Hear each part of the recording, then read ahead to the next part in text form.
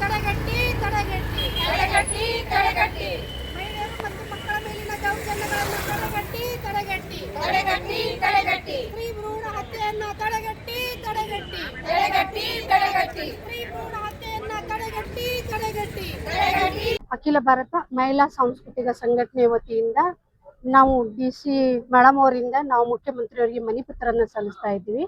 ಯಾಕಂದ್ರೆ November 25ರಿಂದ March 25 ಇವತ್ತು ನಾವು 4 ತಿಂಗಳವರೆಗೆ ಸತತವಾಗಿ ಹೆಣ್ಣು ಮಕ್ಕಳು ಮತ್ತು ಮಕ್ಕಳ ಮೇಲೆ ಆಗ್ತಕ್ಕಂಥ ದೌರ್ಜನ್ಯಗಳನ್ನು ವಿರೋಧಿಸಿ ಸಹಿ ಸಂಗ್ರಹ ಅಭಿಯಾನವನ್ನು ಹಮ್ಮಿಕೊಂಡಿದ್ದೇವೆ.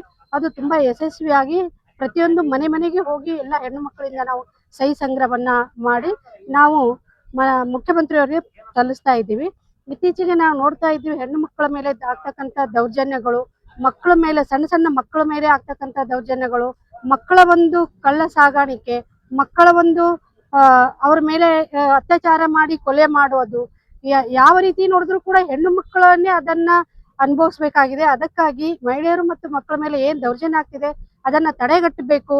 ಹೆಣ್ಣು ಮಕ್ಕಳಿಗೆ ಈ ಸರಿಯಾದ ಅವಕಾಶವನ್ನ ಕಲ್ಪಿಸಿಕೊಡಬೇಕು. ಜೊತೆಗೆ ಈ ಜುಡೋ ಕರಾಟೆಗಳನ್ನ ಸ್ಕೂಲು ಕಾಲೇಜುಗಳಲ್ಲಿ ಮಾಡಬೇಕು. ಮತ್ತೆ ಅಪರಾಧಿಗಳಿಗೆ ಕಠಿಣವಾದಂತ ಶಿಕ್ಷೆ ಕೊಡಬೇಕು.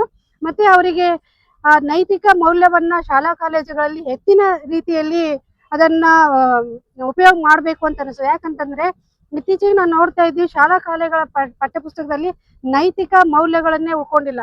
ಕೇವಲ ಮಾರ್ಕ್ಸ್ಗೋಸ್ಕರ, ಕೇವಲ ಪರ್ಸೆಂಟೇಜ್ಗೋಸ್ಕರ ಶಾಲೆ ಕಾಲೇಜುಗಳು ಉಳಿದುಕೊಂಡಿವೆ. ನೈತಿಕತೆ, ಮೌಲ್ಯ, ಸಂಸ್ಕೃತಿ ಅಂತ ಅನ್ನೋದು ಹೆಚ್ಚಿನ ಒಂದು ರೀತಿಯಲ್ಲಿ ಬರಬೇಕು ಅಂತೇಳಿ ನಮ್ಮ ಸಂಘಟನೆಯಿಂದ ಇವತ್ತು ನಾವು DC ಮೇಡಮ್ ಅವರಿಗೆ ಮನವಿ ಪತ್ರವನ್ನ ಸಲ್ಲಿಸ್ತಾ ಇದ್ದೀವಿ.